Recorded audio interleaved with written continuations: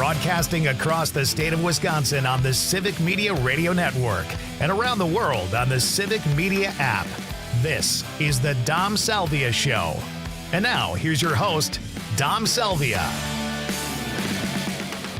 And happy days. Welcome to the Dom Salvia Show. You can be a part of this fine production. Join us on the lines at 855-752-4842, 855-75 Civic at Just PS on the board today. Got Harvey K., our favorite Delano Democrat, coming in at 5 o'clock Central Time today. He's a professor emeritus of democracy at the University of Wisconsin, Green Bay. We're going to have lots to talk about today. January 6th. Again. Or as I like to call it, Happy Hang Mike Pence Day. I thought you were getting that out of your system before we went on the air. Yes. No. It's the Hang Mike Pence Day. Do you remember? I remember. We were live. So what? So what? So what? Who cares? Who cares? Oh, yeah. Who cares? So what? No big deal. Whatever. They want Trump supporters filing through the Capitol chanting Hang Mike Pence. Nothing to see here. Whatever. I saw a headline at the Washington Post. Perhaps we'll get to it later. The meh-ification of January 6th, because that's what it is. Well, today is January 6th, and we actually, apparently the Dems aren't challenging, unlike the Republicans did so many years ago, the results of this election. And Kamala Harris, Vice President, in charge of reading out. She had to call the roll and read the numbers and give the final totals for herself and for Donald Trump. Indeed. That had to take some constitution to get through. I wonder if Donald Trump, clarity whatever the level of it. Right, we have it, right? We have something. Well, we don't have the actual clips part, of her yes. just reading it out loud. It was not the clearest audio. and it's supposed to be uneventful. Right, and it was. No one was chanting, running through the building saying "Hang Kamala Harris." No, not even. No, as far as I know, no one was even chanting the "Hang Mike Pence." How quickly we forget. Indeed. Can we make it a federal holiday, the Hang Mike Pence Day? Because if it's no big deal, you can't get mad if I'm saying it's Hang Mike Pence Day. I know some conservatives and Republicans out there might be mad because I keep saying it's Hang Mike Pence Day and it's terrible. It's terrible. I'm not. I'm just repeating what all those Trumpsters were saying as they were marching through the Capitol. Hang Mike Pence. Hang Mike Pence. Anyway, so today a little, I guess a little more normal. Yeah. We have a little bit of sound from the vice president. Indeed. I think we should go there and let's hear how it went today. Kamala Harris, the vice president, certifying Trump's victory today. Let's hear cut number 2, please.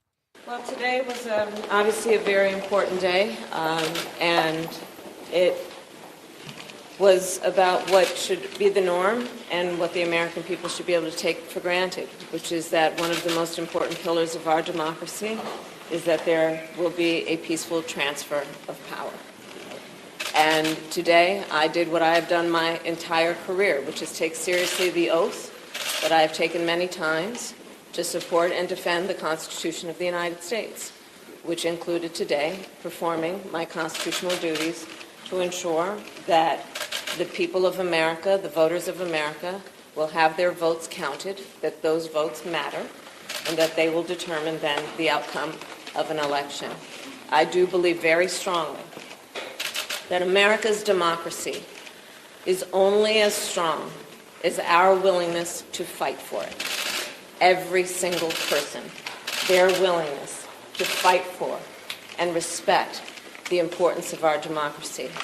Otherwise, it is very fragile, and it will not be able to withstand moments of crisis. And today, America's democracy stood. Today, America's democracy stood. Unlike 4 years ago today on Hang Mike Pence Day, the inaugural Hang Mike Pence Day. Wobbled. It wobbled, it paused, it stopped, it was delayed purposefully by a mob called to D.C. by Donald Trump. He called the mob. He summoned the mob. It will be wild. Fight like hell. You're not going to have a country anymore. And he threw in a few good, hey, be peaceful too. just to try to give himself a little cover. Just the tiniest bit. Just a little bit. Just a little cover. Folks, 855-752-4842. It's happened. Well, it didn't happen like it did in 2021. But we are, governing. It's going through the normal processes. This time, apparently, no big deal. Everyone's real confident. At least a lot of the Republicans are real confident in the election results this time. Wow, because their guy won. Weird how that works. Aquilino Ganell, a former sergeant at the Capitol Police, had a piece in the New York Times, and I think it is, it's striking. And I'm not a big reader or louder, but I want to give due respect to this former sergeant and what he had to say. He was there on the ground, and I think it's important. So bear with me for just a few minutes, and we'll get to your calls as well, 855-752-4842. For those who didn't experience the violence, January 6, 2021 might feel like it's in the past, but not for me. I keep reliving the 5 horrific hours of that cold Wednesday afternoon as I try to protect elected officials, regardless of their political ideology and their staffs inside the Capitol, all without firing my gun. Man, there's a lot to say right then and there, but we'll continue on and we'll visit some of these statements. As Aquilino Ganell continues, for my efforts of doing my duty as a Capitol Police Sergeant, I was beaten and struck by raging rioters all over my body with multiple weapons until I was covered in my own blood. God. My hand, foot, and shoulder were wounded. I thought I was going to die and never make it home and see my wife and young son. Over the last 4 years, it's been devastating to me to hear Donald Trump repeat his promise to pardon insurrectionists on his first day he's back in office. Quote, "It will be my great honor to pardon the peaceful protesters, or as I often call them, the hostages," he said in a speech last year. But all of us who were there and anyone who watched on TV know that those who stormed the Capitol were not peaceful protesters. Pardoning them would be an outrageous mistake, one that could mean about 800 convicted criminals will be back out on the street. It could also put me in danger as I've continued to testify in court, and I've given victim statements in cases against dozens of rioters who assaulted me and my fellow officers. I was one of the fortunate ones that day. 9 people wound up dead as a result of the rampage. 2 protesters had fatal medical episodes. 1 rioter overdosed during the uproar. Another was fatally shot by a policeman while forcing her way into the House chambers. One of my colleagues, 42-year-old Officer Brian Sicknick, suffered 2 strokes after the trauma of fighting off multiple protesters who sprayed him with a chemical irritant. He didn't survive. 4 D.C. policemen harmed in the riots later died by suicide. My friend Harry Dunn, the first law enforcement member to prominently condemn the brazen uprising, testified about our primitive hand-to-hand fighting against the improvised weaponry like flagpoles, metal bike racks, and projectiles, with officers bleeding, blinded, and coughing from bear spray. Harry, who was called racial slurs, has since retired his blue uniform. My co-worker, Michael Fanone, was beaten, burned, and electrically shocked. He suffered a heart attack, concussion, and traumatic brain injury that caused him to also leave his position at the Metropolitan Police. While physically recovering, he's been the target of constant harassment from Trump supporters and has struggled to find steady work. Stephen Sund, who was the Capitol Police chief, has been scapegoated and resigned under pressure. I required multiple surgeries, years of rehab and treatment for recurrence of the post-traumatic stress disorder I was diagnosed with in the Army. I was vilified and called a traitor, as Mr. Trump and some of his fellow Republicans called the riot a day of love and peaceful protest by warriors, patriots, political prisoners, and mistreated hostages, quote unquote. Although I left the Capitol Police Force, I remain haunted by that day. Now, Mr. Trump promised actions could erase the justice we've risked everything for. I never wanted to be a whistleblower or a troublemaker. I grew up poor in the Dominican Republic, came to this country legally at the age of 12, and became my first of my family to finish high school and college. I lived in Brooklyn, just a few miles from where Mr. Trump grew up in Queens, yet the metaphoric distance between us was vast. My dad was a taxi driver who could only give me $100 to help pay for college. Mr. Trump's father was a real estate developer who bequeathed him at least $413 million over the years. While Mr. Trump escaped the Vietnam draft with a medical exemption for bone spurs and never served in the military, I finished my degree with the help of the GI Bill after I enlisted and served in the Middle East. What I experienced defending the Capitol against rioters was worse than the combat I saw in Iraq. Wow.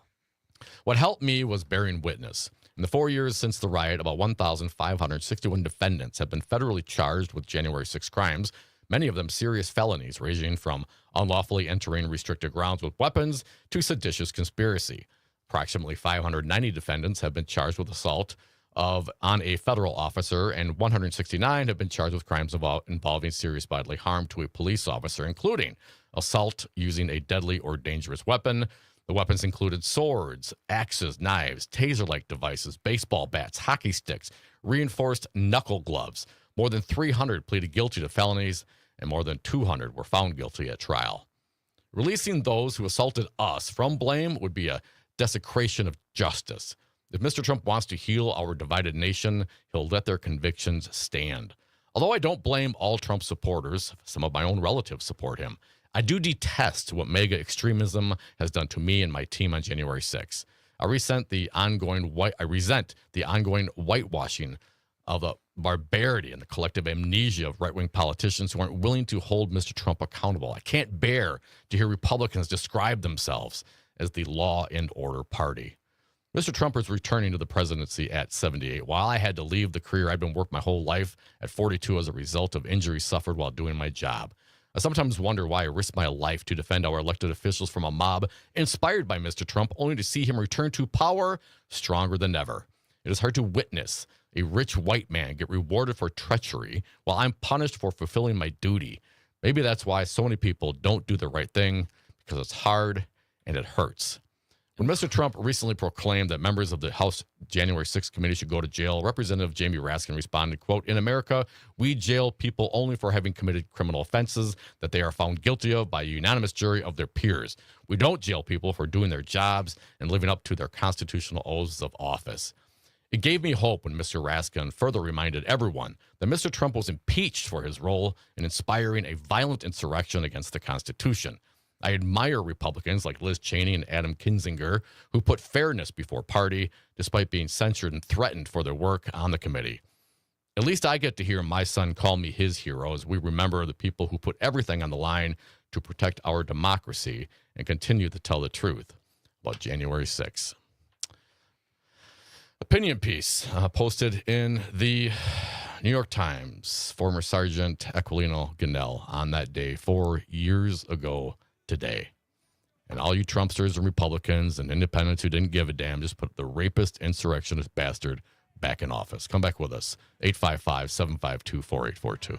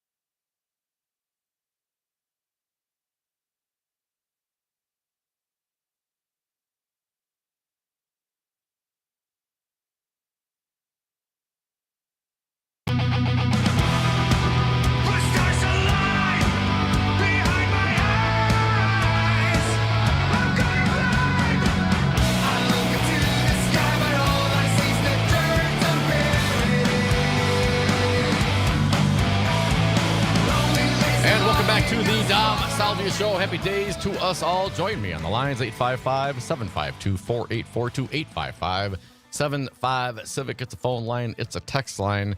We will get to you shortly. Let's get to it right now. What are we waiting for? We see the callers and we got the texters, but you know the rules around here, Jess. We do. Callers get priority. Always. Mark from the SAC, you're up. Happy Monday, man. Welcome. What do you got for us? Yeah, well, thanks. And what strikes me as ironic is we still hear this stuff about the Black Lives Matter protesters, and but there's nobody out there saying that they should all be pardoned. The ones that did violent acts should be pardoned. They're excusing the damage that was done and saying they were just peaceful. They were all peaceful protesters. Well, a great many of them were, but the ones that were committed violence have been condemned, have been convicted, have gone to jail, and have been justly punished. I'm getting tired of hearing this whole. Ron Johnson is still maintaining, it's just primarily peaceful protests and all this. It's just lies, just the cacophony of lies still coming from Donald Trump, and then offering to saying he's going to pardon these people. When you hear it, brings tears to my eyes when you hear these officers testifying the damage that they had done to themselves and their compatriots. Trying to keep our capital safe on that day. Overwhelmed by the number of the protesters that were there, the people that breached the barricades themselves, of which, there was a number of people in our Congress, both in the Senate and in the House of Representatives, as well as on the Supreme Court, that were part of the insurrection. They're in on the coup because the whole thing was planned from before the election even happened back in 2020. I think that if we lose, we're going to do this kind of thing. And then they came up with the Wisconsin sweep. The Green Bay sweep, Mark. Yeah, man. And Trump just had Eastman and Flynn and Jeffrey Clark, the cat from the DOJ. They all had a little private soiree down at Mar-a-Lago over the weekend, man. He's getting the band back together. It is just disgusting that this is happening because it needs to be condemned. And, hopefully history will actually bear out because we have to keep bearing witness to this because otherwise they're going to try to whitewash this away. Oh, no. Yeah, no doubt about it, Mark. And thank you for the call and the observation. Absolutely. And that's why I'm being as specific as I am. Rapist insurrectionist president. Say it. Because that's the reality. 855-752-4842. Dan from Green Bay, you are next. Happy days, Dan. Happy Hang Mike Pence Day, Dan. What do you got for us? Oh no, I was just. All right, hey Dan, you gotta have to turn your radio down, please. Turn your radio down. All right, come back with us. All right, yeah, it's all right, Dan. Welcome. What do you got? Well, no, I have a disagreement with him, and it's really regarding slanderous and libel. So yeah. Go ahead. Those are legal terms, slander and libel. Yeah, in what regards do you think are slanderous and libel? Well, on Trump, I mean, what he's saying is slanderous and libelous. No, he was actually convicted, if I may, Dan. You know he was convicted of it, right? No, except you don't understand the law. Okay, I'll tell you what. Here, let me tell you what the judge said, all right? Okay, I don't give a shit what Mershon... No, okay, there you go. Sorry about that, Dan. Wait. No. Dude, it's not Mershon, number one, Dan from Green Bay. So get your facts together. All right? Here's what the judge had to say. The filing from Judge Lewis Kaplan. Dan, Lewis Kaplan. This is from the Washington Post, stating my source, back in July 19th of 2023. Judge clarifies, Dan from Green Bay. And that's Judge Kaplan. Yes, Trump was found to have raped E. Jean Carroll. So it's not libel or slander if I'm reporting what the judge said, Dan from Green Bay. That's Judge Kaplan. Got it? Here's what he had to say. Despite Carroll's claims that Trump would rape her, they noted, this is Trump's attorneys, the jury stopped short of saying he committed that particular offense, being rape. Instead, jurors opted for a second option, sexual abuse. His lawyer, Trump's lawyer, says, quote, this was a rape claim. This was a rape case all along. The jury rejected that, made other findings, Trump's lawyer said. Now, the judge has now clarified that this is basically a legal distinction without a real world difference, Dan from Green Bay. He says that the jury found Trump, what the jury found Trump did was in fact rape as commonly understood. The filing from Judge Lewis Kaplan, Dan from Green Bay, came as Trump's attorneys have sought a new trial and argued that the jury's $5 million verdict against Trump in the civil case was excessive. The reason they argue is that sexual abuse could be limited as the groping of a victim's breast. It could be just simple groping in their definition of it. The judge, Kaplan, Dan from Green Bay, roundly rejected Trump's motion, calling the argument entirely unpersuasive. The judge went on to say, the finding that Ms. Carroll failed to prove that she was quote-unquote raped within the meaning of New York penal law does not mean that she failed to prove that Mr. Trump raped her, as many people commonly understand the word rape. He added, indeed, as the evidence at trial recounted below makes clear, the jury found that Mr. Trump did, in fact, exactly that. Kaplan said New York's legal definition of rape is far narrower than the word is understood in the common parlance. The former requires forcible, unconsented to penetration with one's penis, Dan from Green Bay. But he said that the conduct the jury effectively found Trump liable for, forced digital penetration, think fingers, Dan, meets a more common definition of rape. He cited definitions offered by the American Psychological Association and the Justice Department, which in 2012 expanded its definition of rape to include penetration with any body part or object. Dan from Green Bay. Trump's a rapist, Dan. So says Judge Kaplan. I'm just reporting on what the judge says, Dan. Now, the insurrection part. All right. Well, he hasn't been found guilty of it because guys like you voted for him, Dan. You know, I'm curious, and unfortunately, I can't bring you back because you blew it already. Right. Once you break those FCC rules, you don't come back on. But you got guys like Enrico Tarrio, the Proud Boys cat, right? Guilty, found guilty by a jury of his peers, unanimous, seditious conspiracy, man. This is called overthrowing the government. You know what I'm saying? So we already know that. And he's asking Donald Trump for a pardon. And we do know the Proud Boys were Roger Stone's bodyguards during that time. He was all over. They can find that. That's very easy, Dan. What we don't know is what actual connections or phone calls or conversations or meeting was Donald Trump and his closest advisors involved in, perhaps at the Wilbur Hotel, perhaps at the White House. This thing was coming for a long time, Dan.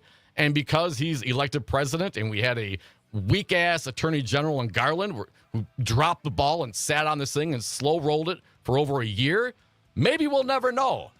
But he's a public figure, and I can look at the evidence, Dan, and I calls him as I sees him, insurrectionist, rapist, bastard president. Well, maybe not a bastard. 855-752-4842.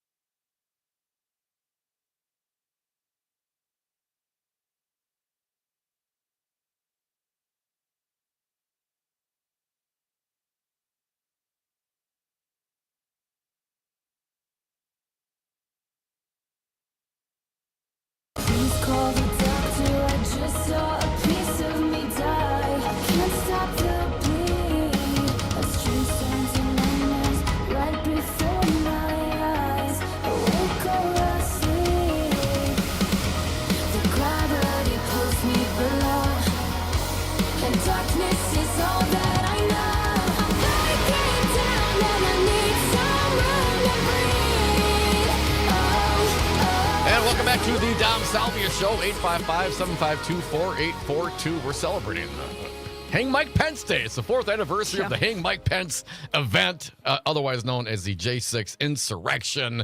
Remember, they were all chanting Hang Mike Pence. I remember. Who doesn't remember? Oh, Pepperidge Farm remembers.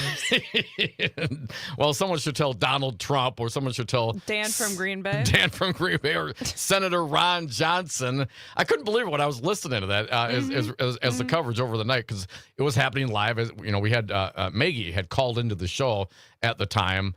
We played that a little bit on Maggie's show. And folks, if you ever want to check it out, I joined Maggie on Mondays towards the end of her fine program to jawbone a little bit. And anyway, so we revisited the time when she called in that day on January 6th.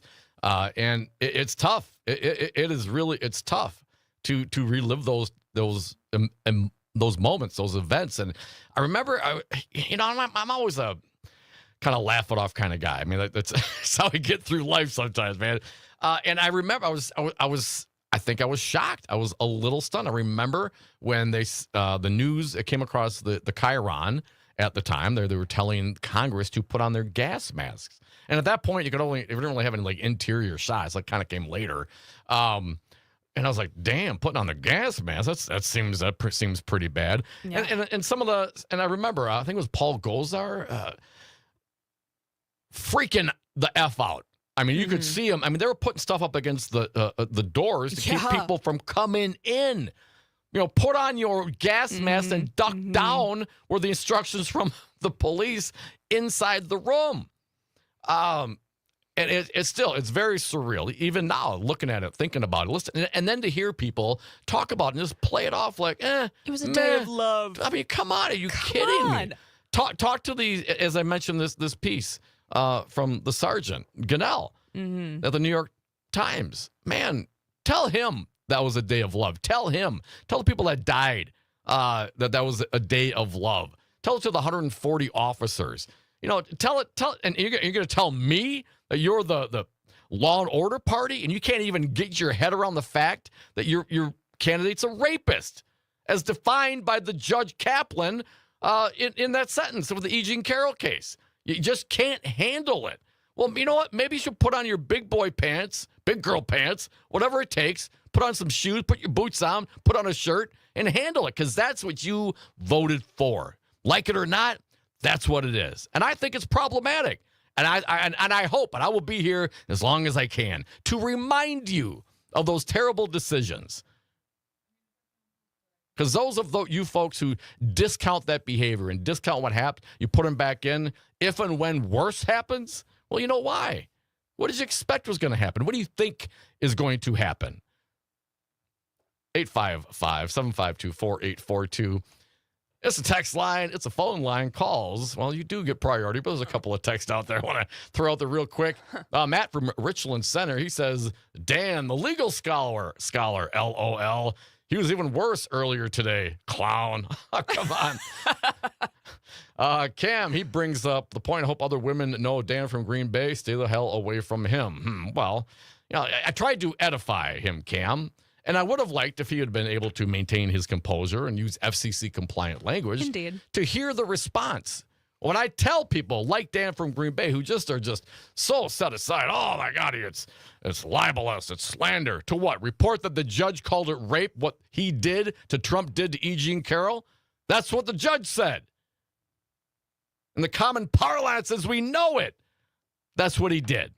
And that's what the judge said. And for, was it ABC, CBS, I forgot who it was, whoever is owned by Disney, for them to settle their case against Donald Trump and donate money. Cowards. And it's not coward. I mean, you're assuming that there's a measure of strength here. It's not cowardice. It's a business decision. It's a business decision. And it's cowardly. Well, it depends on what you're trying to, what your objection is. Sure. What else we got here? 855-752-4842. Dan from Green Bay. Let's see. Troy from Mount Horeb says, Dan from GB called Maggie once, told her she didn't understand the law. Dude. I'm sure that went really well for man, him. I don't know. I mean, you can argue with Maggie about some things, but I would defer to her on most legal issues. Just saying. Let's see. Mark from Sussex. How did Trump even win? Americans don't trust the media and Dems from 1-6 to the other politically motivated BS cases. Mark from Sussex. All right. Well, then tell me, man, what was 1-6? Tell me what Sergeant Gunnell was talking about when he got his ass beat, man. I mean, I don't know what you're talking about. How is that? How is it my fault that a bunch of MAGAs ransacked the Capitol, beat up the cops, and the cavalry was not coming? You know what I'm saying? Where's the wolf, man? Where's the wolf? The cavalry was not coming. And why is that? Well, Donald Trump tried to put it on Nancy Pelosi. Oh, no. You're going to tell me if Trump didn't pick up the phone and call 911 that the cavalry would not have arrived pronto? I think it would have. Their new guy at the Pentagon, what's his name? Christopher Miller, I believe. They had a memo put out for how the police were supposed to handle Trump supporters. And let's just put it out there, it was with kid gloves. You know what I'm saying? If this was BLM or anybody else, bang, bang, bang, that would never have happened. So, Mark from Sussex, man, you give me a call. Tell me where I'm wrong. Americans don't trust the media and Dems. Well, listen, man, I mean, I can see what I see. You're going to tell me that J6 committee with the testimony coming from primarily Republicans inside the orbit, inside the room, working for, appointed by the Republicans and Donald Trump. This isn't some vast conspiracy. These are people who are in the room going, damn, I can't believe that stuff just happened. Yeah. And they talked about it. Was that also Mark from Sussex? Is that also our fault that Americans don't trust Dom because I'm telling you what I'm seeing? I mean, I tell you what, man, my eyes work just fine. I got to wear glasses these days. I'm getting a little old, but I can see what I see, man. And what I saw that day, what I've seen since then is a bunch of cowardice, number one, from Republicans. Paul Gosar with a frightening look on his face of sheer terror, and to come out later and be all tough guy about it. Right? Who was the guy putting up his fist? And then Hawley, right? Putting up his fist and then running like a girl. I don't want to say that. Running like a weakling. I don't want to disparage our female audience members. Some of you women are stronger than most of the men I know. So that's the reality of it, Mark from Sussex. Okay, how did he win? Well, he got more votes, dude. You know why? Because people like you think, oh, Donald Trump says it must be true. No, it wasn't that bad. Donald Trump, oh, I can't believe this witch hunt. The guy was cutting checks for hush money, quote unquote hush money, to pay off the porno star. Now, you folks used to care about when your Republicans were sleeping with porno stars. I remember those days. It wasn't very long ago. But now you just give it a pass. Well, who gives a damn? And that's my always thing. I was like, man, who cares if someone sleeping with a porno star, whoever else. Man, what two adults do in their own time is their own business. But when you're paying money to change the perception of you on a national scale in order to influence an election. Paying money to keep it out of the news. I got a problem with that. Yeah, and that's election interference. Sure is. And that was the whole point. So you can say, well, it's no big deal. Okay, fair enough. But the dude was cutting checks. And when the guy was cutting checks, he was posting those checks in accounting. And if you're going to, what are you going to put it under? Miscellaneous expenses? You know what I mean? Come on, man. He funneled the money through his attorney, Michael Cohen. Cohen did 3 years for it, man. So how in the hell did the guy who helped facilitate the scheme, he's the one that goes to jail and gets in trouble, but the guy who funded it, the guy who did the deed, cut the checks, and went along with the whole thing, oh, no big deal there. Nothing to see. Your logic doesn't make sense, folks. Gary's from Madison. Millions have witnessed the insurrection. Yeah, we did witness, and today's the anniversary of that. And while I'm truly thankful today that didn't happen, I didn't expect it would. Certainly, Washington was prepared this time, albeit maybe 4 years late with the gates and the cops and the whole thing. And, the weather doesn't help. Be careful out there, folks. A little late, but I'm happy that went through. But let's not forget, today's the anniversary of the insurrection. It's not just January 6th, not just Hang Mike Pence Day, although that'll be known from here on out. That's what we're calling out. Happy Hang Mike Pence Day. Oh, that's awful. You shouldn't say that. Well, that's what they said. They really shouldn't have said that. You're going to deny that they said those things as they were marching through the Capitol? We got video. Hang Mike Pence. Hang Mike Pence. When Mike Pence was rushed out with his brother and family and other folks, everybody else rushed out of there. Come on, man. Those things happen. Ask Mike Pence. Ask Sergeant Ganill. Hell, call me. Ask me. I was watching it. We were reporting on it at the time. Seems like yesterday. Man, I don't know. For some reason, maybe I thought the insurrectionist anger that I had would abate, go away. It kind of doesn't. I'm kind of getting fired up right now just talking about it. Yeah, I can tell. 855-752-4842. Jeannie from Eau Claire, you are next. Happy Monday, Jeannie. Welcome. What do you got for us? Well, happy Monday and happy New Year to you. Thank you. Wow, outstanding response. Thank you so much. My thoughts exactly. I'm so thankful for you and Jeff. Just keep up the great work because this is serious stuff. I mean, it drives me nuts when I listen to those people call in and say, oh, maybe it's saying something illegal. Trump grabs women's you-know-what, and he says it right on the radio. Give me a break. They need to leave you guys alone to report the news because you're doing an outstanding job. So please keep it up. And 3 cheers for you guys. Keep up the great work. Goodbye. Thank you, Jeannie. Thanks, Goodbye. Jeannie. Appreciate you listening and participating. And listen, when Trump got in last time, it was always resist. I don't even know what to call it now. I mean, it's just it's just reality, man. Yeah. When we see what's going on, we see the meh-ification of January 6th. And on days like today, when Republicans, if you look back on what Lindsey Graham said, Senator Graham, what Senator McConnell, head of the Senate at the time, said back then, and then compare and contrast that to now. It's either bought and paid for, you just accept it. And I have a hard time believing that they would accept it of BLM, and I hate to use BLM, but of course the Republicans are all over it. Oh, they burned down Seattle. They're doing all these things, and yes, there were some things that got out of hand, and people got prosecuted for it. Amazing what happens. But I don't hear you folks, as Maggie mentioned, or anybody else saying, oh, Donald Trump should absolutely just pardon those BLM folks who were burning things down. No, not a single voice. No, not one. Calling for that. No. Not a one, because there's a recognition that that's wrong. Well, it's wrong when the black people do it. Right. Yeah. 855-752-4842. Cam from Appleton, you are up. Welcome, Cam. What do you got? Hey, guys. I last night stayed up pretty late myself with all the anxiety for J6, but I was also watching a special broadcast from Jessica Denson, who is from Midas Touch. And for others out there that don't know, that is a left-wing media source, like absolutely left-wing. But they are credible. And Jessica had a guest on who was serving as a whistleblower, and their credentials checked out. They worked in the U.S. Army. They had computer-related background skills and data analytical skills. They had been working with a bunch of people within their network to compile data for the voting that for this last election compared to the prior election. And then one other thing that I hadn't seen others talk about yet that really spooked me, and that was that if you compare the voting from this time to how Russia's elections are run, where Putin always wins, this election and part of the last election match those trend lines.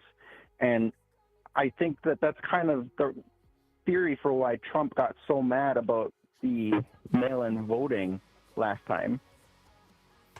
Okay, I'm going to cut you short there. A little light election denialism. Thank you for the call, man. 855-752-4842. Coming back with more of your calls on the Dom Salvia Show.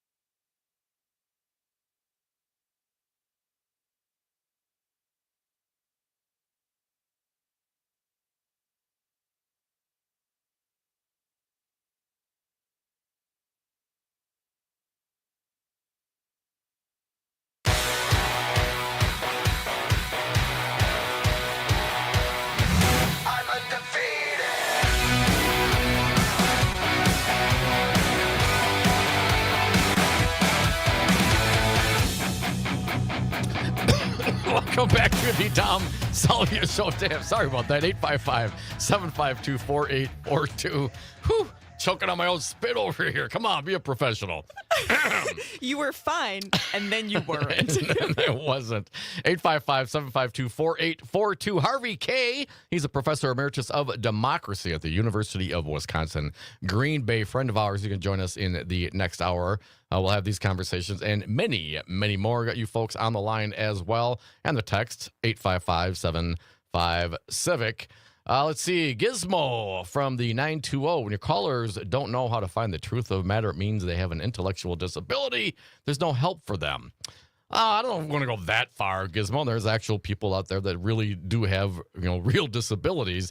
And I want to, I don't want to marginalize that. What I would say is when people, get information or see things that they don't want to or they object to and they just cast it aside, yeah, that's problematic, I think. I mean, if you're presented with facts and evidence and you still decide to cling to the old ways, as it were, well, I don't know what I can do for you there. I don't like red pill, blue pill. What was the in the Matrix? I'm the red pill guy. I don't want to go back to fantasy land. I want the red pill. I want to see what's going on. That's what we do around here. So while they may be disingenuous or conflicted, some cognitive dissonance, I don't know that it would be considered a disability. Ed from Madison, happy Defecate on the Capitol Floor Day. Yeah, Hey! right. Another one. We got Another one. so many names for today. Let's see what else we got. AJ chiming in from Madtown. They don't care, and that's scary. Between COVID and Trump being in charge, that was the scariest time for me. And I've been through some stuff. Nervous, he says. Yep, it is concerning. The good news is we have a little, a little callous. We lived through this once before, so we can at least, be somewhat prepared. Sure, it's not quite unprecedented anymore. We do have precedent for it. The precedent sucks, but we have it. We have it. We have something to look back on to estimate. What do they always say? Past returns are no guarantee of future investment. If you're investing in something, past performance is not indicative of future returns. I thought you were fortune cooking at me. No, not at all. Let's see what else we got here. Steve from Lodi, the Cheeto Messiah, found a way to cheat this election. We just haven't found out how he did it yet. Talk to Cam. And Cam, listen, man, I know you have, and Cam's very involved and concerned about how this election went down, perhaps as much as Steve from I'm Lodi. concerned too, but and I get that, and I'm not discounting it. And Cam, I'm sorry, man, I didn't cut you off. I had to go to break, and that's what we do, so I had to gut you down. If there are statistics that show anomalies, for example, and there can be, but we need proof, man. There's lies, damn lies, and statistics. But if there's proof of some shenanigans, certainly folks would have been looking at that. I would think there were no objections today, not on the 14th Amendment, not on anything. I mean, everything went through. No one brought up anything. So there's no court cases filed that I'm aware of challenging the validity of the 2024 election.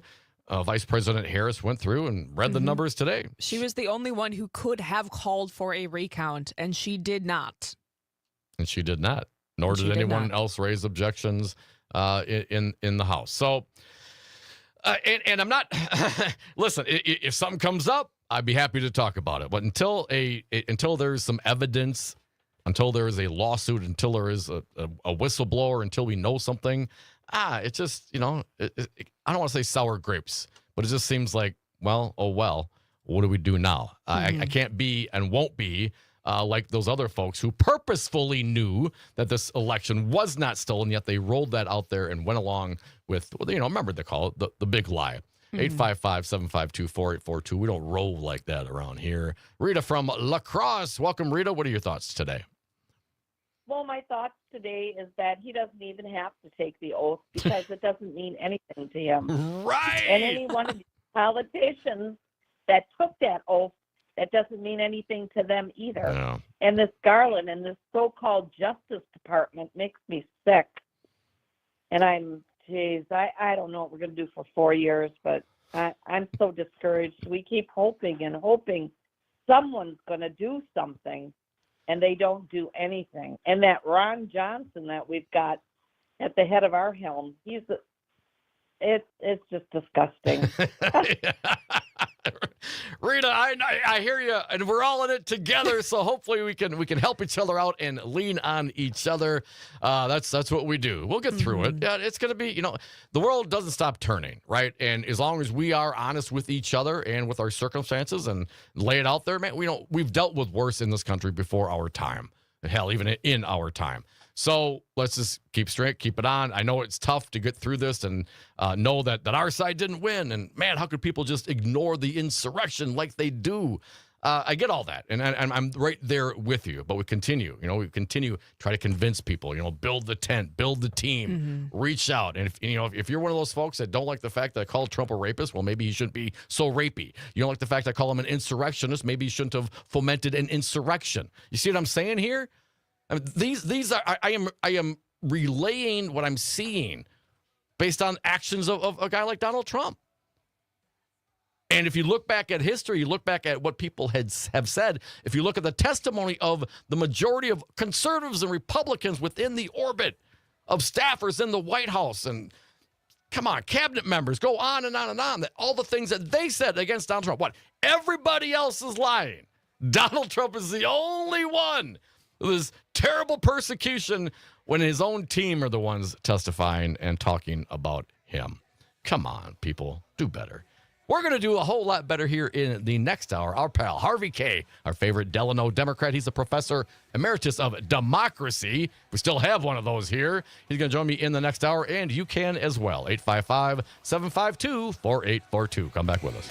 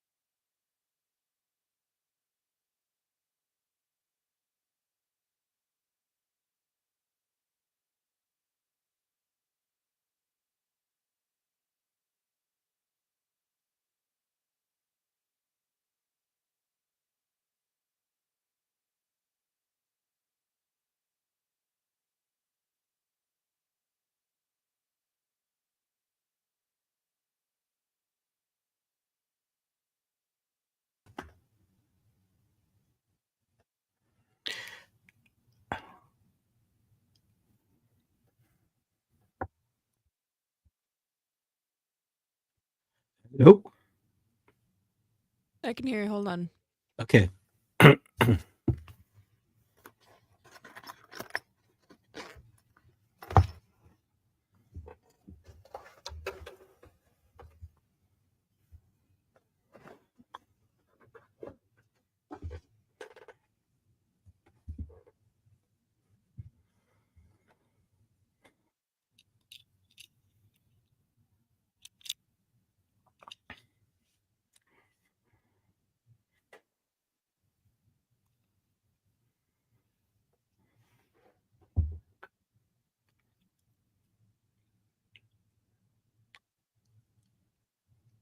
Hello, Harvey K. Well, what's going on? What was the problem? There was no problem. I was just screening a call. Oh, okay. Sounds good. And while I can do many things at once, I cannot do everything at once.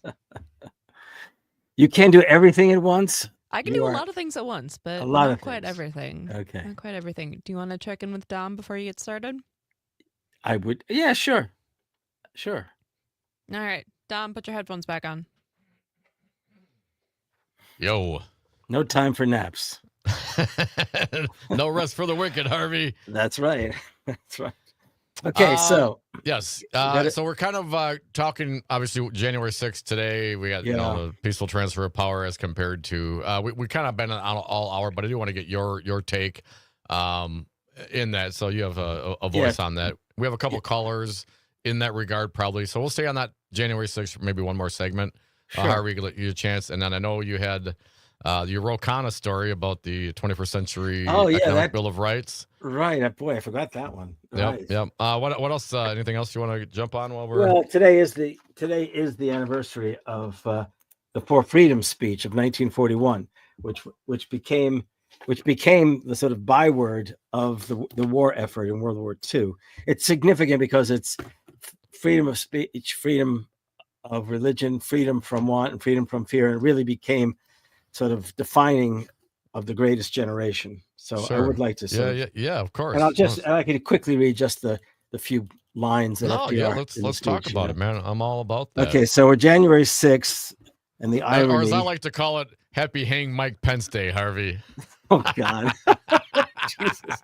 Did you say that in the last segment by any chance? Absolutely, Multiple I did. Oh my God. Well, it wasn't me, man. It was everybody else. I'm just relaying what they were all saying. You know, the nice people that were just, stayed within the velvet ropes and visit the Capitol. Yeah, right. This Ro Khanna thing, by the way, was very interesting to me because I was getting pretty depressed about the failure of anybody in the Progressive Caucus to pick it up. So, that's great, dude. Yeah, that's great. I tried to get Mark Pocan to pick it up, but no, he was a coward. Oh man, anyone should do it. Would be Mark, man. He's talking about a guy who's in a safe district.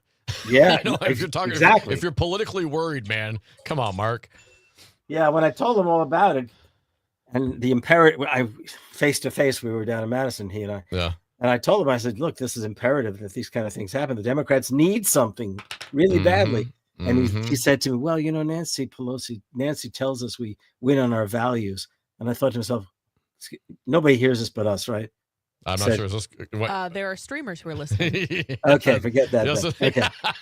WTF is what I said to him. The FCC doesn't have any control here, technically, but, You're the FTC when they're not around. That's right. One time I used a 4-letter word when I was on with Tom Hartman. Fortunately, the producer really had like a 1-minute gap time. Oh, they're able to, drop it. Oh, that's good. Yeah, that's years ago. It wasn't the F word. It's tough. I've learned over the years, man.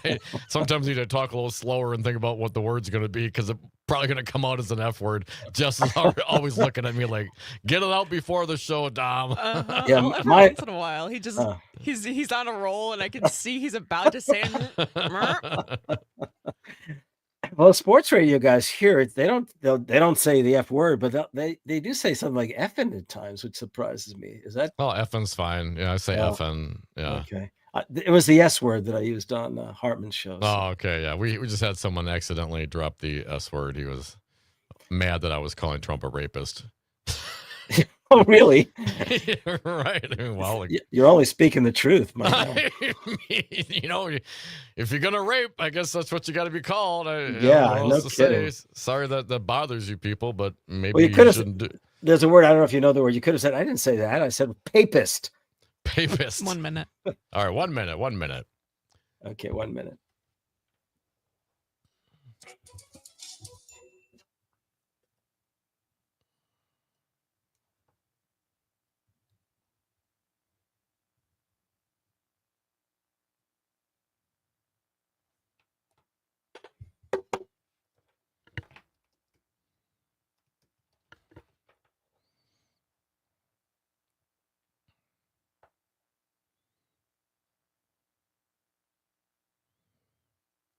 No music? Not yet. Another 20 seconds. Oh, okay. 15 seconds. I'm cutting your mics.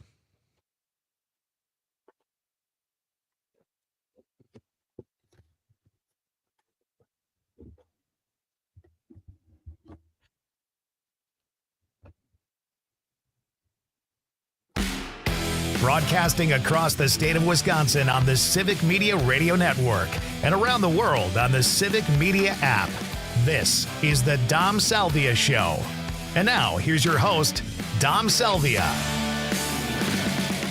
And thank you for listening. Welcome to the Dom Salvia Show. You can be a part, 855-752-4842, 855-75 Civic. Got Just PS on the board and jazz as hell. It's Monday. We got our pal Harvey K., Professor Emeritus of Democracy from the University of Wisconsin, Green Bay, joining me this hour. Harvey K, welcome. Happy Hang Mike Pence Day, man. Oh, jeez. I guess you weren't kidding when you said you use that. Hey, man, we're just calling them as we seize them around here, Harvey, and that's what they were chanting 4 years ago today. However, today a little less dramatic. The vice president, of course, the loser in the election, had to call out the numbers, and that had to be a little tough, but no drama today. Harvey, what are your thoughts? Welcome. I've been thinking about this all day, though I didn't prepare my words at all. The word that comes to mind really is ironic. It's ironic that the man who instigated a mini insurrection, a battle for Congress around the Congress, who was, as you said, a battle that included, nooses in preparation, that kind of thing. I mean, to think that today, in a peaceful transition, or at least a peaceful recognition of what transpired in November took place. I mean, it actually hurts. It's as if not the gods, but as if the devils in the world are putting us through this. Putting us through this because the Biden administration, specifically Garland, the Attorney General, didn't have the decency. I thought you might imagine I say courage, the decency and courage to prosecute him as an insurrectionist. And moreover, that I think it was the Supreme Court that disallowed Colorado's effort to ban him from their ballot, because according to the Constitution and the 14th Amendment, if you have been an insurrectionist, you are not entitled to run for political office, federal office, I assume specifically. No, I mean, it's just outrageous. It really hurts. And I don't know how other people feel. I can tell you that I can laugh at these things in some ways and the irony, but it is the case that it is very unnerving that this man who lives on spewing hatred and speaking vengeance is now going to be occupying the White House. And we've already seen, by way of his nominations, or the nominees that he's been talking about for the cabinet positions, that he has no sense. The word decency comes to mind again, but he has no sense. It's not even just decency. He just doesn't care about the United States and what appointing the likes of Tulsi Gabbard to be director of national intelligence, and originally, Gates being mentioned for the attorney generalship. I mean, it's just wild. I mean, if my father was still alive, a decorated veteran of World War II, he would say to me, "What the hell is wrong with this generation?" Okay, that's. I mean, he said that to me once before, and after Bobby Kennedy's assassination, actually, and I could just imagine him being just shocked at witnessing what's going on. I mean, I'm shocked. It's just unbelievable, really. But on the other hand, I'll just mention, I know we were thinking of getting to it later, but maybe we come back to it. Today is the 84th anniversary of a very positive moment in American history, a very progressive moment, when Franklin Roosevelt, on January 6, 1941, delivered a State of the Union message in which he projected a vision of this country as a champion of four freedoms: freedom of speech and expression, freedom of worship, freedom from want, and freedom from fear. Now, he didn't mean that we had achieved that. He meant that we would commit ourselves after the war to pursuing those four fundamental freedoms. And maybe later, if there is time, we can come back to talking about that. Yeah, and that was that speech, was that literally on today's date in 1941? Yes, January 6th, yes. And by the way, this is the other thing, because I know we're going to get to all this stuff. This Saturday, 5 days later, 3 years and 5 days later in the State of the Union message, is when Franklin Roosevelt delivered his vision for an economic Bill of Rights for the United States, and called on Congress to try to enact it, or at least try to realize the aspects of it in American life. So this is a week every year, ever since I began my work on FDR, I guess, was it 20 years ago already? Yeah. Well, some time ago. I mean, I could not, I thought, wow, this is going to be every year. I try to remind people of these things, not because they're just really nice words, but because they really did inspire progressive action. Yeah. I mean, it shaped a generation And what do we have now for inspiring words? We don't have any inspiring words. People seem to be, well, the politicians we have don't know how to create them and don't know how to speak them. And the rest of us seem to, just go along. Harvey Kaye, Professor Emeritus of Democracy at the University of Wisconsin, Green Bay, our favorite Delano Democrat. I want to certainly get to the four needs, four issues freedoms. there. Yeah, the four freedoms. But you brought up Merrick Garland, and I had a discussion last Friday with our pal James Santel, former U.S. attorney. Worked in the Justice Department, and I got to tell you, man, I know how bad Bill Barr was, right? He came out, got in front of, he was in the Bush administration, got a bunch of people off there, came out, got in front of the Mueller report, and just did all sorts of shenanigans, basically acting as Donald Trump's attorney. Although he did get out before January 6th, he saw the writing on the wall. But Merrick Garland, and I think it's it was bad for what Bill Barr did to misrepresent and lie to the American people. But I got to tell you, Harvey, I think the slow walking or the non-committal for Merrick Garland. Come on, time is of the essence. We had all the evidence you need. I mean, what do you need? It's pretty. If you're gonna do an investigation, this was like the easiest coup to investigate in American history. It was all right there. It was all. Come on, people were videoing themselves participating in the insurrection. Man, it was like a selfie insurrection. How can you not find the will to pursue it? Harvey, I think Merrick Garland has really grievously failed us. What are your thoughts? Oh, absolutely. And to imagine that we were all upset once upon a time when Obama nominated him to the Supreme Court, and McConnell and the Republicans blocked it. They wouldn't even consider his nomination. And now we realize that his nomination would have been as tepid as imaginable. There's an irony here too, which just I happen to know this. Franklin Delano Roosevelt had a chief of staff, a lawyer, in fact, a judge, former judge, named Samuel Rosenman. And it was Rosenman who really put together the famous Brains Trust back in 1931 when the campaign for president was just beginning. And it was Rosenman who really helped guide the FDR years, 12 years of Roosevelt's presidency. And what is amazing to consider is I believe it's Rosenman's granddaughter whom Garland is married to. Oh, really? And you would have thought that somehow or other the courage and the chutzpah, as Rosenman was Jewish, would have found its way into that, into the life of Merrick Garland. But no, not at all. I mean, not at all.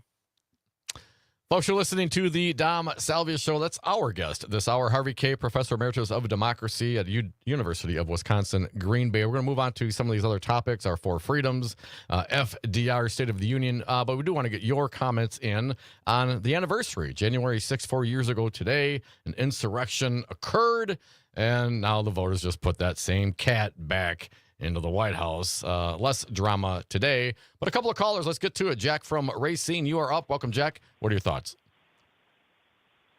Hello. Hi there. I was listening earlier today, and I heard some replay of comments and just heart-rending testimony from Capitol Police who were there being beaten and by this mob, and those are so effective. And I just thinking, I don't know what's going to happen with these pardons, and I really want to leave you guys with a question as to what you think people ought to do. I know where I'm at. People were out with signs in the streets when Trump was elected and inaugurated, and now if he comes through with pardoning these people who did this to these Capitol Police officers, I don't know. It's a different mood. I'm not sure what's going to happen. I think there's going to be a lot of people very upset whether people are going to be. They're back in. They're kind of digging in their hole, not watching the news and stuff. A lot of people, are they going to stay on top of it? And I just want to encourage people to, stay on top of it. I'm not sure what the right thing to do on that particular date is, but we got to be ready to jump on the stupid things that we know Trump is going to do. Not just stupid, probably more criminal. And that being one of them, releasing these killers. Really, some of them, many of them, just pardon them and free. And people, We got to make sure people realize Biden didn't pardon these people who had committed murders, etc. He commuted their sentences, and there's a big difference. Someone's going, well, Biden did it. No, Biden didn't do it. What do you think? Thanks for the call, Jack. Yes.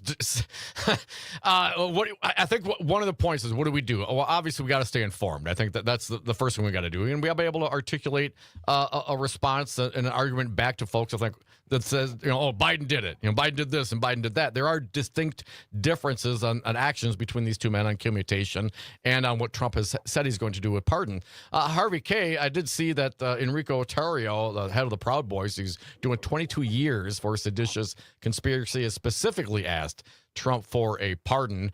How do you think that's going to go over in the party of law and order if Trump follows through on that particular campaign promise? We've got about a minute left in the segment, Harvey. Well, I mean, seriously speaking, the days of the Republicans where the party of law and order are past. I mean, this was a Republican administration, Republican president who called out the worst elements to try to bring about a coup, basically. I mean, we're talking about a coup d'etat is what would have transpired. I was trying to imagine what at least symbolically, what could people have done today, okay, to register their protest. Yeah. And I imagine they would not have allowed any crowds near the Capitol building. I think they learned their lesson.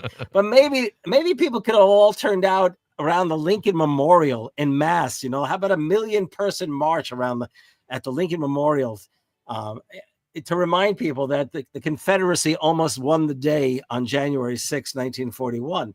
I mean, that was my thinking. And I mean, the caller's right. I mean, I'm sure he's rather upset because the fact is we don't know of any protests that occurred whatsoever. Yeah. That the man who wanted to stage a coup, definitely did launch an insurrection. Is Harvey K., Professor Emeritus of Democracy at the University of Wisconsin, Green Bay. Going to stick around for this hour. More of your calls as well. 855-752-4842. Come back with us.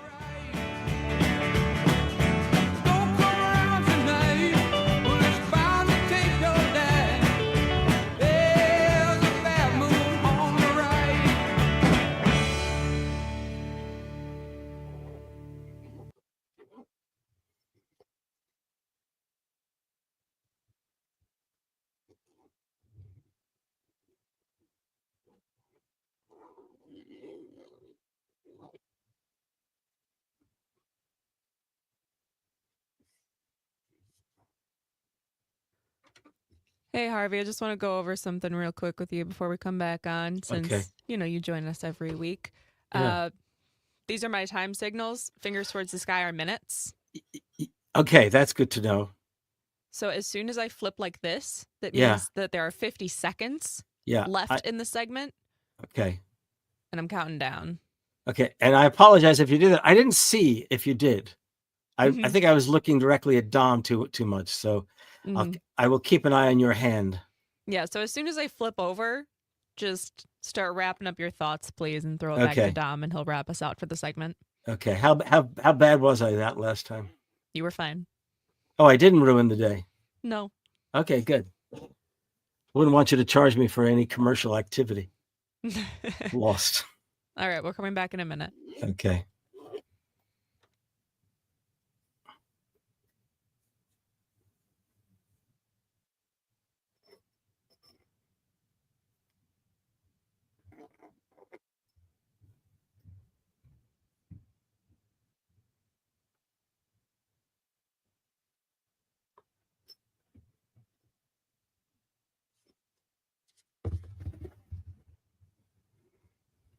$30 seconds.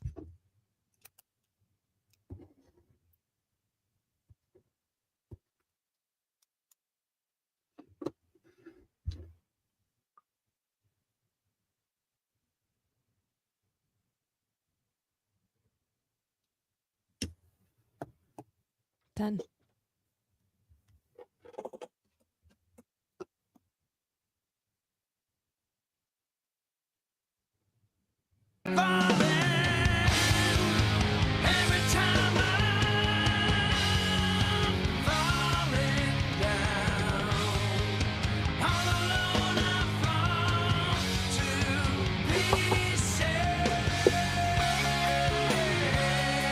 And welcome back to the Dom Salvia Show, 855-752-4842. Harvey K., Professor Emeritus of Democracy at the University of Wisconsin at Green Bay, joining me this hour. You can do so as well, 855-75-CIVIC. Before we move on to the 4 fundamental rights on the 21st century economic Bill of Rights, maybe looking back to get some inspiration to move forward, Harvey K. We got one more caller. I want to clean up the lines here. CJ, you are up. Welcome. Happy New Year, CJ. What do you got for us? Uh-oh. What happened to CJ? Got too many. He's on the line. CJ, come on, man. 5. Nope. All right. Hey, we tried, man. Give us a call back. Appreciate it. 855-75-CIVIC. Just a real quick headline here, Harvey, before we move on to other items. The Raw story reporting, the judge denies Trump's demand to delay fraud sentencing. So we'll take it. I mean, he's going to keep on throwing it against the wall and see what sticks. So far, Judge Merchan is not wavering in that. So, but I'm not sure what the point of sentencing is if there's not going to be any fine or consequence or jail time or probation or ankle bracelets or, I don't know, some sort of consequence, Harvey, but at least it will stick with a conviction. Who prosecuted that in New York? Does it mention, was that a state prosecution or a city prosecution or a federal? Merchan, that would have been, this is the fraud, right? So this would have been state. This was Alvin Bragg, I believe, the Manhattan DA. This is on that's what I meant, district attorney or state attorney general of the state. Yeah, boy. I mean, talk about, we used to talk about Teflon presidents, right? Yeah, Teflon. Yeah. Well, they're all Teflon, until they get caught, right? Who was the mob guy that was the original Teflon Don? And he kept getting off and off and off, and then all of a sudden, you're Teflon until you get convicted, and then you're longer Teflon. John Gotti, that was his name. Yeah, right. Except with Trump. With Trump, man, he gets convicted and keeps walking. Weird how that works. It's almost like there's a couple different levels of justice in this country. Let's move along. Let's talk about something inspiring. And you mentioned the 4 Freedoms speech of FDR back in 1941? 1941, January 6th, 1941. So I'll call this 4 Freedoms Day. It sounds a whole lot better than Hang Mike Pence Day, but yes. I do that one for the megas. The 4 Freedoms, let's dive into that a little bit, and let's reiterate what FDR said and how he defined those, and how do you think that relates or can translate into 2025, Harvey? Okay, well, the first thing to understand is that when FDR delivers a speech like that, the 4 Freedoms speech, and later the Economic Bill of Rights speech in 1944, one of the things about it is he has tested the waters, and he feels a certain confidence that when he pronounces these kinds of things, and I'll read what he said in a moment, that he knows the American people are with him on it. Okay, even if they don't necessarily raise the banner, he knows they're with him on it. Yeah. And it's January 41. We have to understand war is already underway, not for the United States yet, but it's already underway in Europe. Okay. Nazi Germany has basically conquered all of Europe, and the British are holding out, and Roosevelt is eager to provide what came to be known as Lend-Lease, where we would provide the materials to sustain Britain and its allies against the Nazis. That was otherwise known as the arsenal of democracy idea, that we would be the arsenal of democracy. It was also the case that a war had already been underway for almost. So doesn't that mean, isn't this a real fancy way of saying we're going to supply some armaments and whatever they need to help them, although we're not going to get directly involved? Yes, exactly. Right. Exactly Gotcha. that. Right. But FDR already knew by January of 41 that the U.S., whether it wanted to or not, would end up in the war. Okay. But what do I mean by that? Well, they had enough intelligence to know that Hitler's plans, once Britain was defeated and occupied, which never did come about because we provided the kinds of materials they needed, that in fact they were assuming they would then take all of North Africa. And from North Africa, the Americas, North and South, became a target that they could put into they could see it, so to speak. Yeah. And flying from West Africa to Brazil and the likes of that wouldn't be that much of a challenge. On top of which, their subs were basically patrolling all over the North Atlantic. So FDR knew that what he had to say that night in the speech was in many ways a kind of advance call to arms to Americans. And in the speech, he warned Americans that the dictators, meaning Hitler specifically and Mussolini, were not going to tell us when they were going to attack, and we needed to be prepared. So we would not only need to provide material and armaments to the Brits, we would also need to provide it to enable us, when the time came, to afford an army and a navy that could win a war. But then he also said, by pursuing this defense effort, did not mean we had to give up the great advances that were made during the 1930s New Deal against the Great Depression. And he actually called for sustaining those initiatives. But then he stops, or I should say he pauses, and he says, this is what they call a peroration in the speech. These are the key words.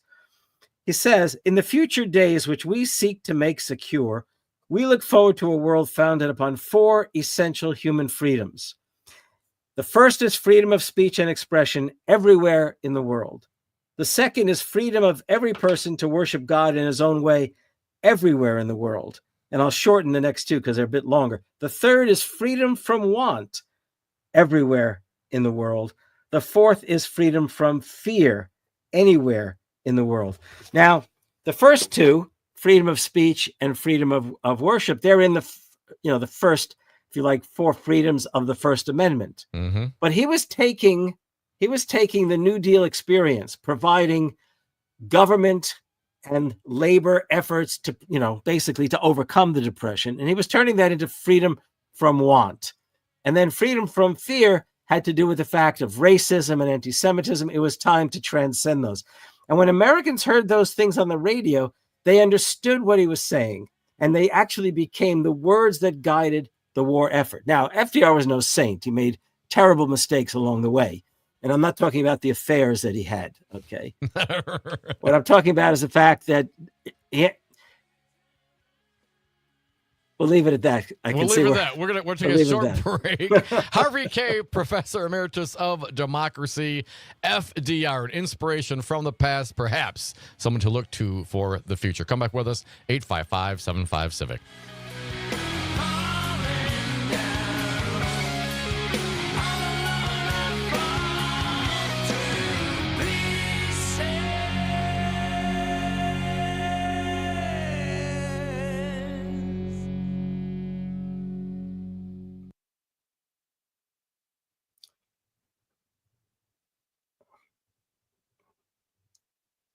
Jess?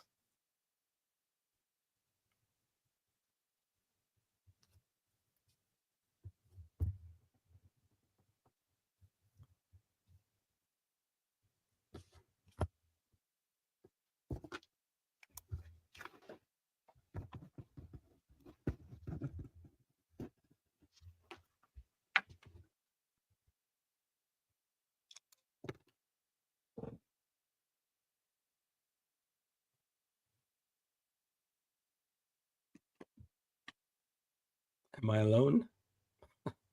I'm here with you. I can hear you. Oh, okay. I couldn't figure out if you were still there. As you can imagine, when I get revved, I sometimes lose touch. And when I was doing Just Then, that was even more dangerous than the prior time because I was really getting going. So I apologize. I'm going to definitely watch out for your hand. I promise. You did great. And you noticed in time and wrapped it up. So it was all perfect. Well, I saw it, and then Dom was getting worried. He made some signal, and I knew that I could say a few more words, but I figured, whoops, I better stop right there. So anyhow, did you have a good New Year's week? I did. I got to keep writing some stuff. We'll be coming back in just over 4 minutes. Okay, you go ahead. Sorry, you go ahead.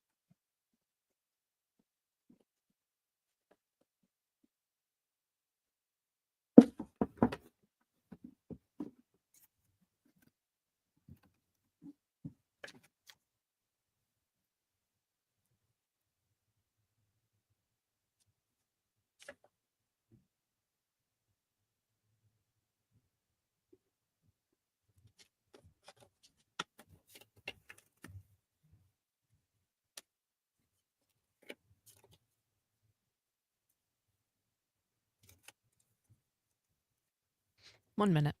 Okay, doke.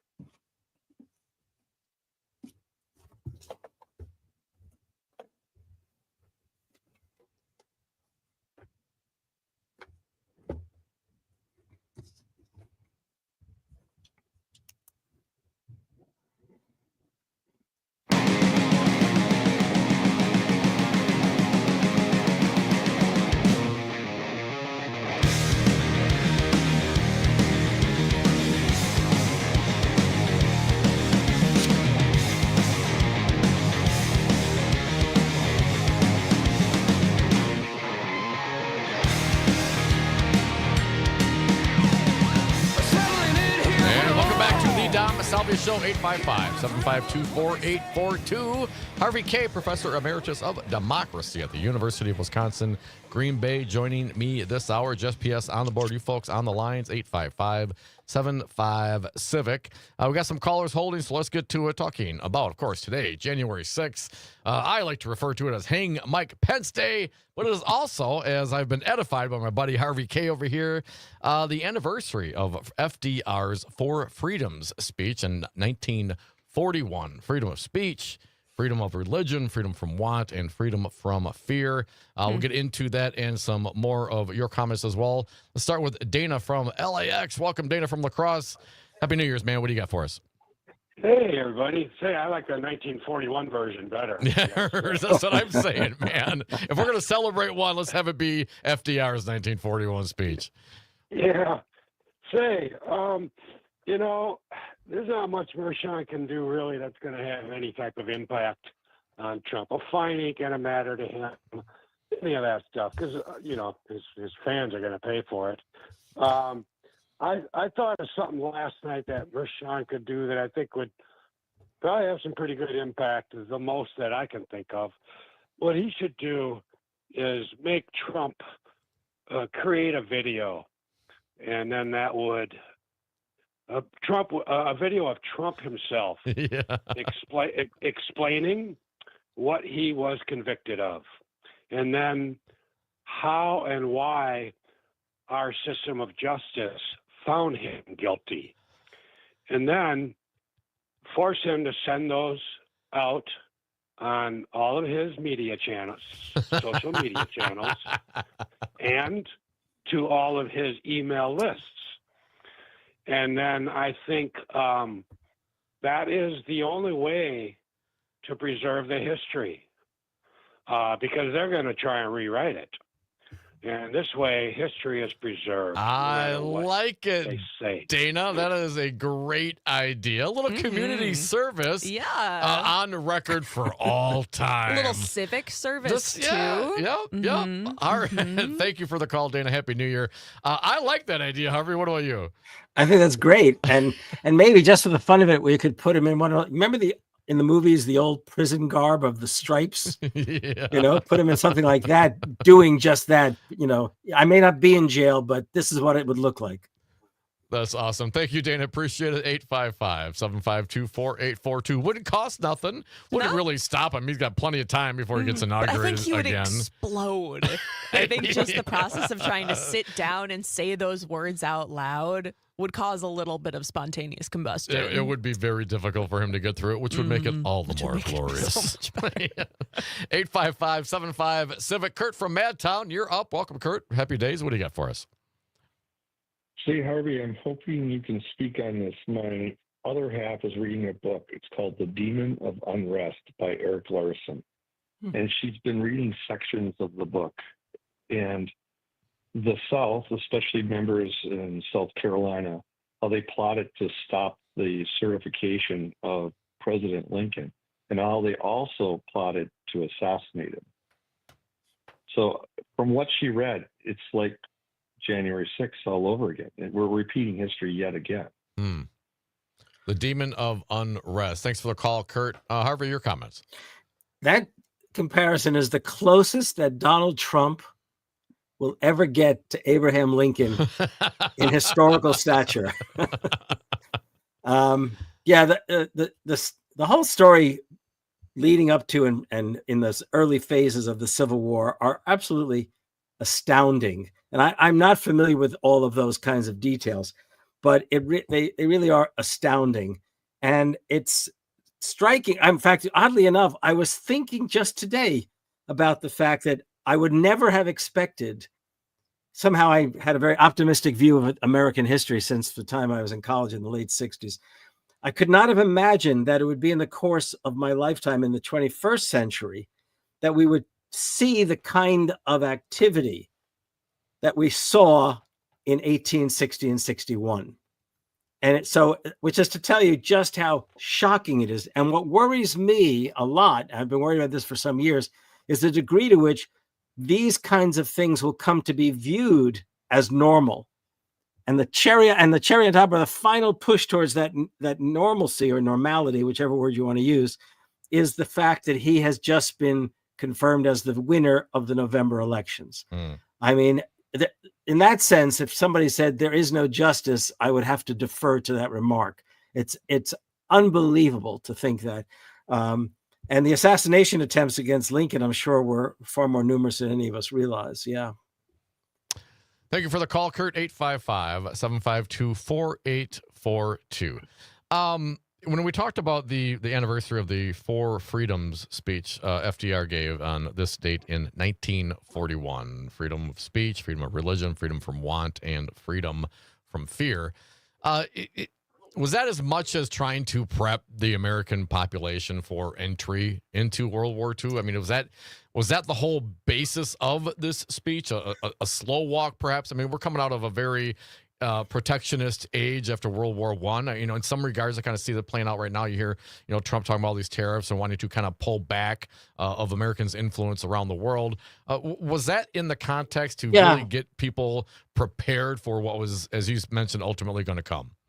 Yeah, well, I think it was twofold. Yes, it definitely was that. In fact, in the book that I wrote, The Fight for the Four Freedoms, I came to the conclusion in the course of writing that it was a kind of like a call to arms and almost a declaration of war, because what he's doing is he is projecting what America is meant to be about, going all the way back to the Declaration of Independence. In fact, when I was working on the Four Freedoms speech, I saw it in line with the Declaration of Independence, Lincoln's Gettysburg Address, and now FDR's Four Freedoms speech, really.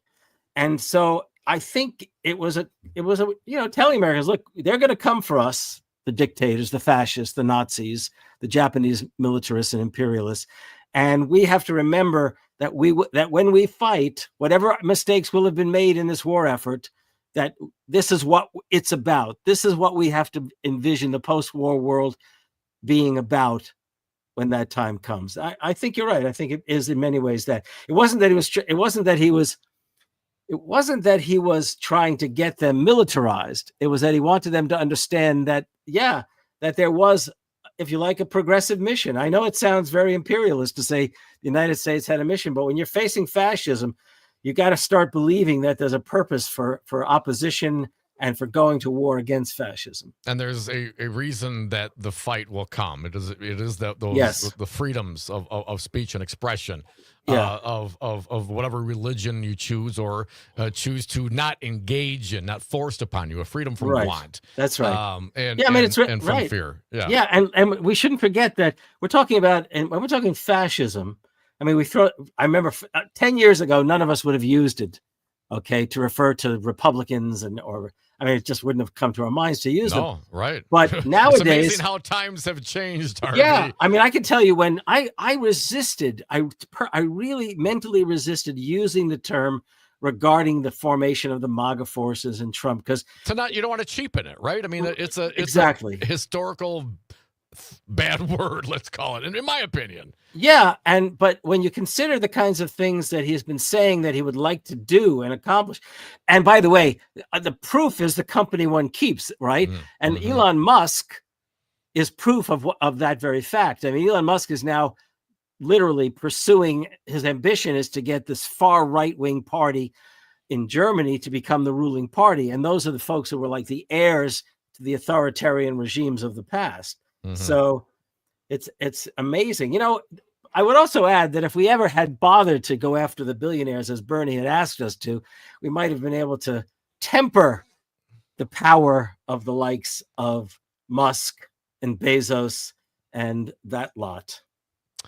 Harvey Kaye, Professor Emeritus of Democracy at the University of Wisconsin, Green Bay. Temper. And that's the thing. I think, we have the power in the numbers. I mean, at the end of the day, one person, one vote. Musk got a lot of money, but he's only got one vote. And if we allow ourselves, as people do, to be manipulated and cajoled by the money, and that's not an uncommon thing. It's not the first time it's happened. It won't be the last. That's how it rolls. But I think when people get fed up and they tune out and they turn off and it feels like there's nothing we can do, a guy's got all the money, what he's going to do? Well, that's exactly at the time when we need the community and people to come together and recognize where the power actually stands. It is with the people. We, through our representatives, can make the laws, can say, hey, if you're going to be hoarding the billions of dollars, here's your new tax rate. If you're going to, if you're going to be bringing jobs in or out of the country, here's the breaks. Here's how we, as a country, are going to do business from here on out. Here are our priorities, for example. Talk about the New Deal, Social Security, Medicare, Medicaid, these kinds of things. These are our priorities. If you're just going to, be an Elon Musk and hoard the money, we as a people, we can do something about that. We literally can make laws to address it, as Bernie Sanders has mentioned, as you brought up. By the way, yes, I'm sorry. Well, in 2 years into the New Deal administration, FDR was elected in 32, so it's 33, 34.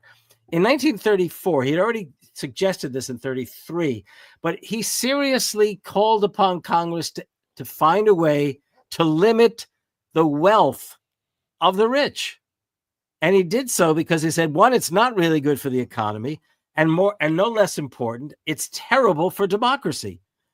They because of the power that they will wield with that money in terms of public information and the media. What the media was a different form than it is today. But you're talking newspapers, you're talking magazines, you're talking radio, which FDR fortunately learned how to master with his fireside chats. Yep. But he was seriously worried about the power of he called them the economic royalists, to compare them to the political royalists of the American Revolution period. I mean, he was serious. Aren't we dealing with this exact same thing still right now? You have the billionaires that are owning the Washington Post, the LA Times. Yeah, right? I mean, absolutely. You have Musk over on Twitter, limiting people's ability to express themselves on his platform if they're critical of him. I remember how they used to be so upset when people would get, shut out or tuned out of the social medias. And now the guy that owns it, if he doesn't like what you're saying, he'll pull your check mark or whatever the case may be. But the point being is the money still controls. I mean, you had a Washington Post cartoonist resign after the Post would not publish the cartoon piece of what a bunch of the oligarchs, a bunch of the tech bros, and Mickey Mouse bowing to a statue of Donald Trump. For some reason, they thought that was just beyond the pale. But what is the damage done? Well, there you have it, man. It's supposed to be the fourth estate, but when it's all controlled by the billionaires and the economic royalists, or whatever the term was, Harvey, we are dealing with these same problems now, or perhaps it's a continuation. Maybe it ebbs and flows. What do you think? It seems like you're talking about now when you're talking about 30s and 40s. Absolutely. When you consider that Musk must be worth about $350 billion right now. And he's been looking into buying either MSNBC or CNN. I mean, how much worse could those channels get? Imagine if Musk is running them, right? Right. You'll find out real quick. I hear who's the guy that got convicted of the Parkland shooting guy? What, right? The hard right winger guy. What's his name? He's got his Infowars. Alex Jones. Alex Jones. Infowars is up for sale. Maybe they'll go and buy some Infowars.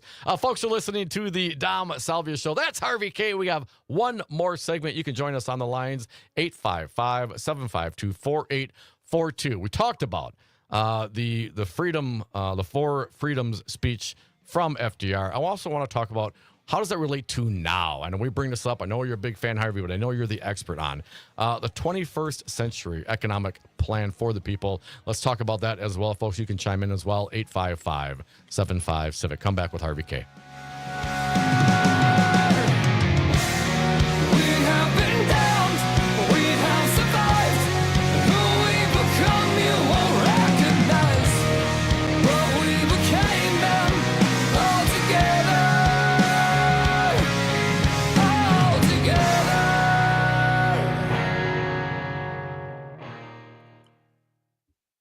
Can you guys hear me?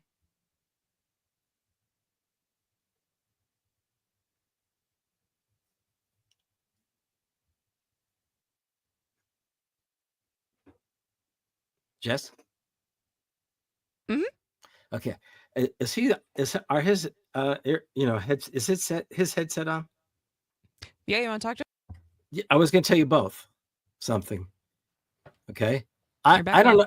I mean, are they there? Okay. I was going to say that this hour, it's a sign of how much fun it is for me. It flies by, right? Hour, All gee of a sudden it whiz. goes poof. Exactly. Somebody said to me, I said, I'm going to be doing an hour a week now with Dom. They said, wow, is that tough? And I said, it's tough to keep it to an hour. Yeah, I mean, I said, no, it's a blast actually. So thank you very much. Well, thank you, Harvey. You make it very fun for all of us, man. Appreciate it. I love your expertise and the way you present it, man. You're a treasure, my man. Thank you. Hey, That's Harvey, sweet. for our New Year's Day show, we had a full hour of the best of Harvey K. You did? We did. I went back through and I pulled my favorite moments. Oh, I wish you had told me because oh man. Are you releasing that as your release? Yeah, please do. I'll send it to you. I'll use it as something to brag about with my friends. Good. See, I'm not finished yet. Look, I'm here. I'm still alive. I'm not dead yet. I'm not dead yet. I'm getting better. I have a shirt with that, and it's one of my favorites. We got 30 seconds. 30 seconds. All right. Great. Okay. All right, your mics are going back off. All right.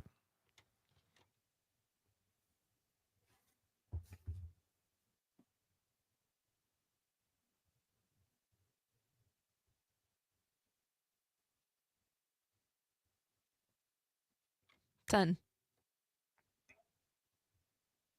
Thank you.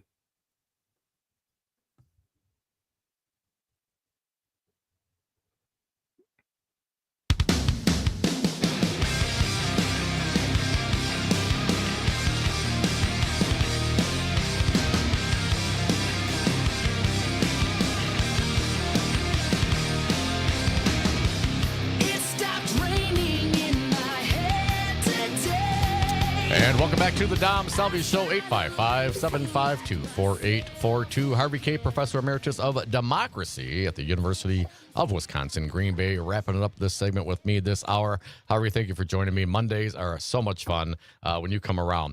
We talked about the Four Freedoms speech, in 1941 on today's date.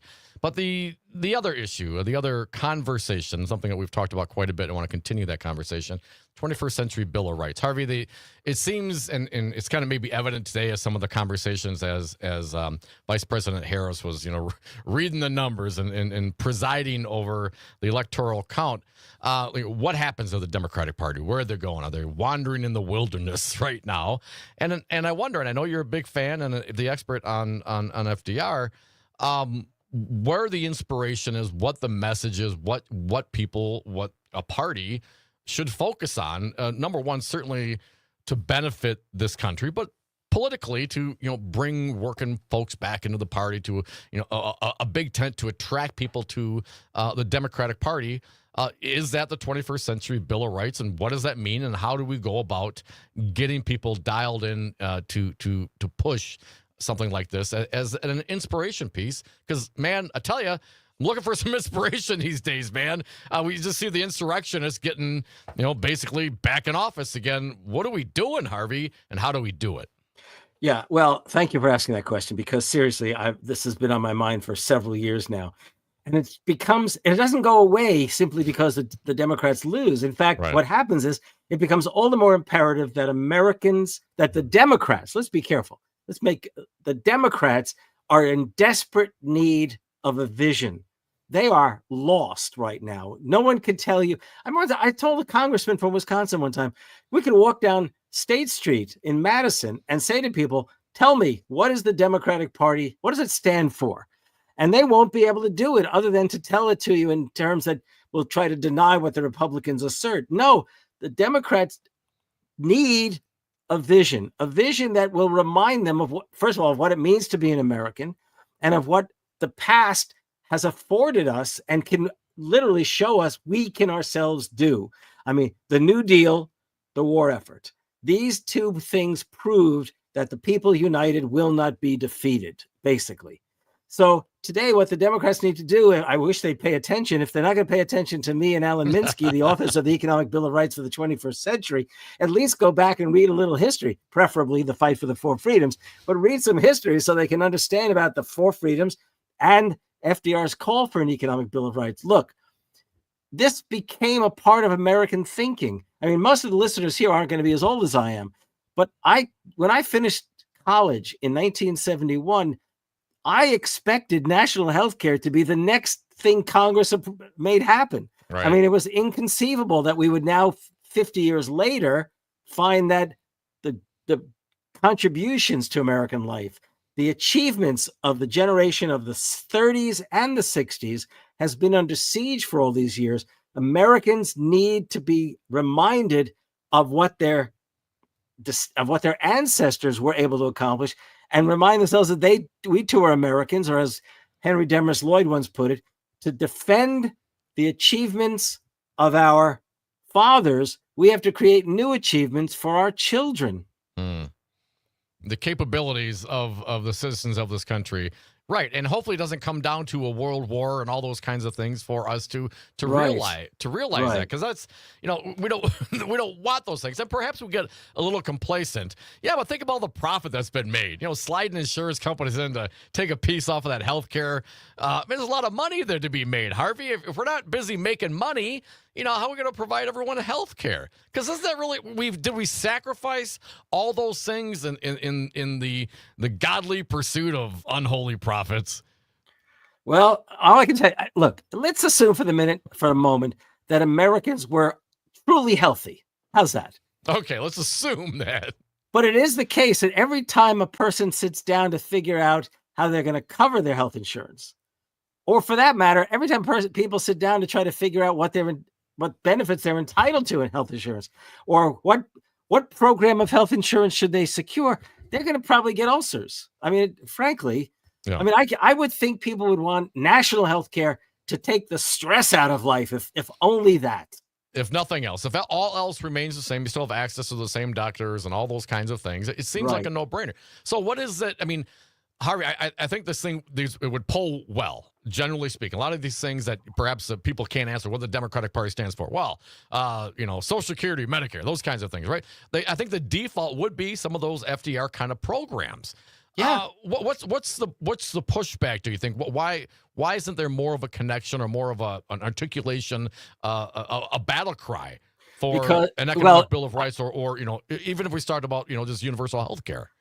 Well, let's start off with the reality that the billionaires don't only give to Republicans; they also give to Democrats. And if the Democrats ever started sounding like FDR again, you can imagine what the billionaires and the multimillionaires would be whispering in the ears of their agents in Washington and lobbyists. Okay. So I think it's a big hurdle to overcome. It is a big hurdle, and we need the message. We need some guidance. Perhaps looking backward, it will enable us to look forward. And that's where the labor movement comes in. That's where the labor movement comes in. The labor movement needs a vision as well. And I think in 1944, when FDR proposed the Economic Bill of Rights, labor, both the American Federation of Labor and the Congress of Industrial Organizations, grabbed hold of that idea. And for years, that was their platform. We need to remember that labor and the Democrats need a vision.